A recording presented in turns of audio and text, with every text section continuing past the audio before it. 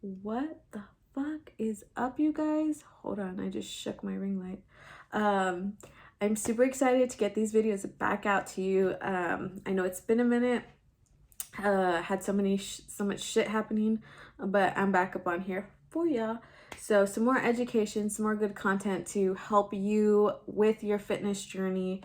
But today's topic is going to be about what's in my gym bag, gym accessories, when to use them, how to use them, do you really fucking need them?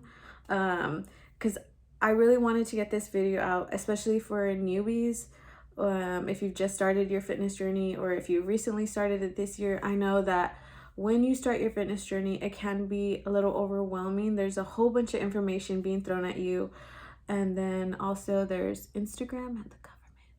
You know, when they start hearing you and you just start getting ads and everything, they're gonna start throwing a whole bunch of fucking gym equipment ads like, oh, use this is this. So I'm just here to help you kind of organize your brain a little bit, and so you can know what you actually need to use, what's beneficial for you, what's not, what you can hold off until later. So I have my gym bag right here. If y'all have seen me at the gym, y'all know I carry this with me everywhere. It's like literally stuck to me. But yeah, today I have no notes. I'm just gonna be pulling shit out of my bag, or I have some accessories right here too, and we're just gonna review and go over everything that I have and that I feel is like important to talk about. So first things first, these babies. Yes, bands. Okay, there's a time and a place for everything, okay guys? I'm not a hater on the mini bands. If you're my client, you know why I like mini bands or why I like resistant bands. First off, if you are looking to build a booty or if you are looking to build muscle, just using these is not gonna do shit for you. So please don't go out and buy bands because you think that it's gonna help grow your ass like 3 inches, because it's not. You need to lift heavy and you need to eat some fucking carbs and some good food. So if you need help with that, holla at your girl.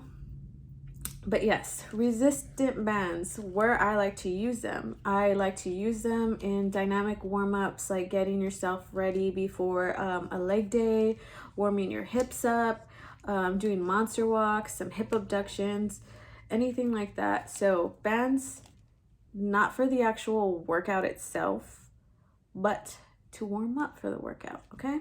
You don't need them. You can do a lot of other things to dynamically warm up.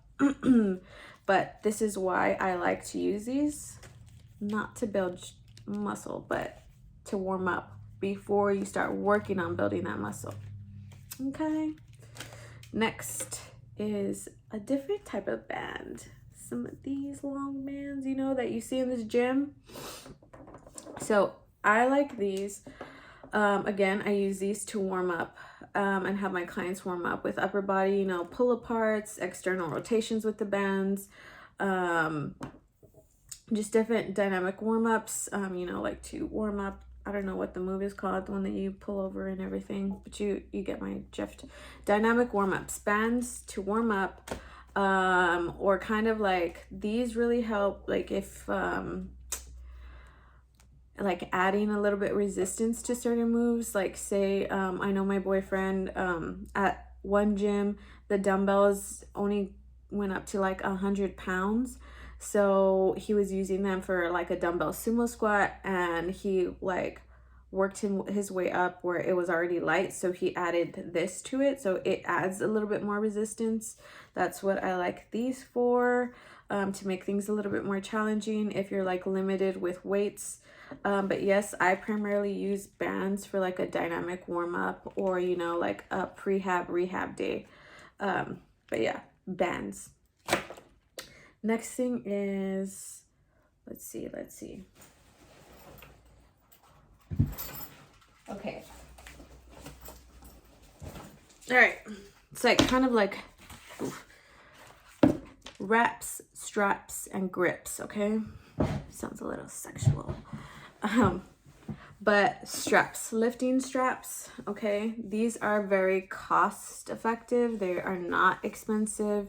These are from Tough Wraps. They're pretty cheap. And these, okay, so when it comes with like grips, you can get like wraps to help with lifts, and you can get like grips like these. If you are beginning and you are just starting, I highly suggest you do not even worry about these. You want to work on your grip strength, you know, and your forearm strength before you start adding all of this fun stuff in. You don't really need them if you are starting out. Work on building up the strength in your grip through your workouts. And then when shit starts to get really heavy, let's say, for example, on a back day, say we're deadlifting or lat pull down, whatever. Let's just go with a deadlift. Say you're deadlifting and you have the strength and the power to lift that weight, but your hand grip gives out, so you can never like progressively overload that lift.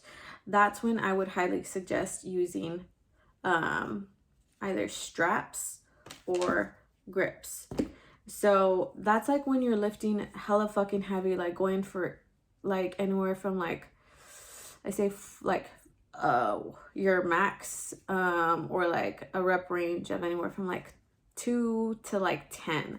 That's when I would say start incorporating these. Super easy. Let's see. I say super easy and I'm just fucking lost in the sauce, right? Hold on. Okay. All you have to do is put that there, and then it like wraps on your wrist. I'm sorry if I'm doing a poor job at this, but you just pull it through and it gets really tight, and you want it to face like your thumb, like going that way, right? Okay, I could have used my right hand, but whatever. And then you kind of just like wrap it around the bar and crank it up, and it helps hold the bar for you so you don't have to like worry about your grip strength giving out. Sorry if I gave a shitty ass description for these or how to, but that's what YouTube is for, you know? But I'm trying. My hair is getting stuck to my lips. All right, cool. So straps and grips when you need them on your heavy compound lifts.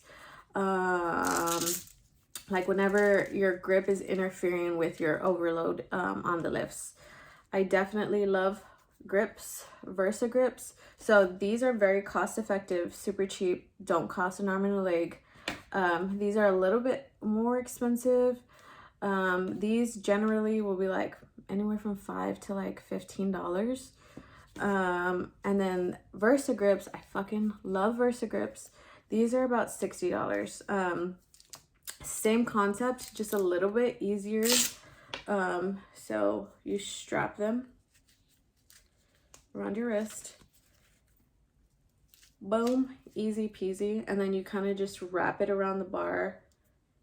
Get your arm all twisty and make sure it's nice and secure. And then you don't have to worry about like losing your grip when you're performing that lift. So love Versa grips. I use them with my like dumbbell walking lunges because my dumbbell walking lunges are pretty heavy right now. My hands will give out before like I can finish my set, so I incorporate these like walking lunges, dumbbell walking lunges, any type of deadlifts, like lat pull downs when I'm doing my top set for my heavy lat pull downs. I know you've probably seen them in my videos. Any type of bent over row if you need it. So stuff like that. So these two things you don't really need at first when you're starting out. So don't go and freak out and waste money and spend money because you don't really need them until like you are past like your beginner point, okay? Next thing, not second thing, but next thing is wrist wraps, all right? This is another thing that don't like kill yourself or go crazy over. I would suggest using these like again when things are starting to get heavier, you're already going for heavier lifts like PRs and top sets. Again, they're just to protect your wrist.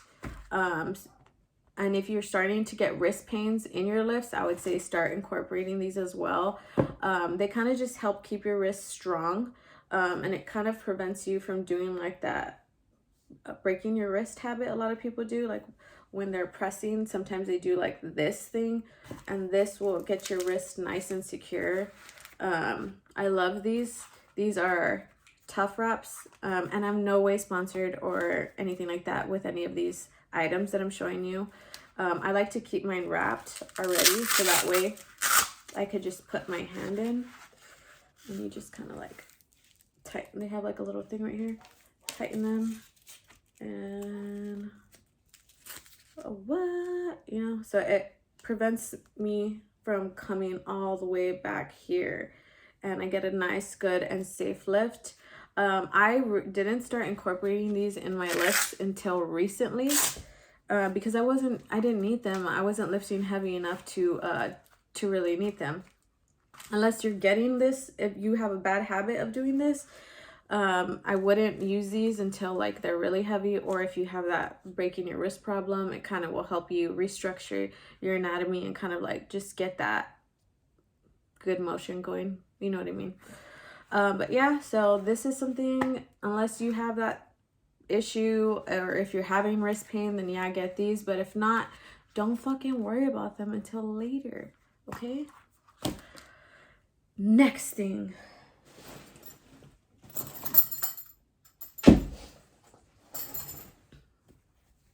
knee braces. Okay, I only have one. I don't know where the fuck the other one is. Knee braces, again, try to work with your body first. I just highly suggest using these and incorporating these on all your leg days if you have like knee injuries or knee issues. Of course, you know, work with your coach or trainer or physical therapist to fix the issues. But just to keep things safe for you, incorporate these on your leg days, or at least like your squats and lunges. You don't have to wear them your entire set. It's kind of just like a personal preference, or like what's going on with your body. So yeah, if you have knee injuries or irritation with the knees, then yes, totally wear these. These are kind of like a soft type of knee brace. There are like I don't know where my other ones are at. But like, you know, like the powerlifting sleeves, those type of knee braces, I would say just try to use them for your compound lifts, or your heavy sets, heavy leg presses. But other than that, like the hardcore hard ones, use those for heavy shit when you need them. Like this rule of thumb with accessories is you want to not have to need them and just use them when the time is appropriate, you know? So these soft ones, yeah, wear them throughout your whole leg day if you have knee issues, if it kind of just helps stabilize you. The thicker ones, I don't know where mine are at, I'm sorry, but use those like for your heavy sets, top sets, heavy leg presses, heavy deadlifts, and stuff like that. So this is a good brand that I got off of Amazon. They're super comfortable. When I had a lot of knee issues, I would wear these all the time. I don't incorporate these all the time anymore, but when I have issues, I start bringing them back just so I won't like irritate my knees so much, and it just like helps protect and stabilize. So yeah. Next thing, a logbook. You should always have a logbook. I've talked about this so many times. I don't feel like I have to explain it over and over again. We have the first video about that. But yeah, a logbook, keeping you on track and just like helping you understand your lifts, understand your body, and to make sure you're progressively overloading and actually doing shit in the gym and just not like wasting your fucking time, right? Next,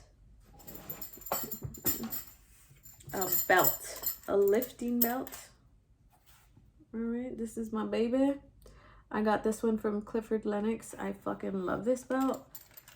Lifting belt. If you are starting, don't feel like you need a belt. Honestly, you shouldn't be using a belt at all, one of these belts at all, if you are just starting. I mean, unless you have like back pain and issues that you're working through, you just like the straps and everything, you want to make sure your body can do what it's supposed to do without all of this, like these gizmos and shit, you know? You want to work your way up to needing a belt. So unless you are like a competitor and in the aesthetics realm, you should only really rely on your belt for like top sets, trying to hit a PR, if you're maxing out, whatever. But for like heavy shit, you know, You shouldn't need this all the time for like leg extensions and shit. If you see me in the gym, you see me wearing this quite often all the time, but that is because I'm a competitor and I use it to help me kind of like keep my core nice and tight. It's training my core and my transverse abdominals to work a little harder. So that's why I use it all the time. Kind of like a waist trainings type of style, but not really. I don't wear waist trainers anymore. I just really incorporate my lifting belt a lot to help train my transverse, and it has helped a lot. But again, if you're a newbie and if you are not a competitor and not in bodybuilding, then I would just say only for your top sets, PRs, maxing out and shit like that. So all of this stuff is really fun, and it's really cool to buy all these cool accessories. But again, don't rely on these accessories to get you to like all the time. Don't rely on them for each and every single one of your lifts. You're trying to get your body strong, right? You want your body to be strong to handle all these lifts. You don't want to have to rely on all of this fucking shit if you don't really need it, you know, or to lift all the time. Because if you forget one of these items, what are you gonna do? You're gonna freak the fuck out, you know? So start your fitness journey with trying to just use all your body weight. Try not to use all this fun stuff until you actually need it, until you get to the heavy sets and stuff. I do have one more thing.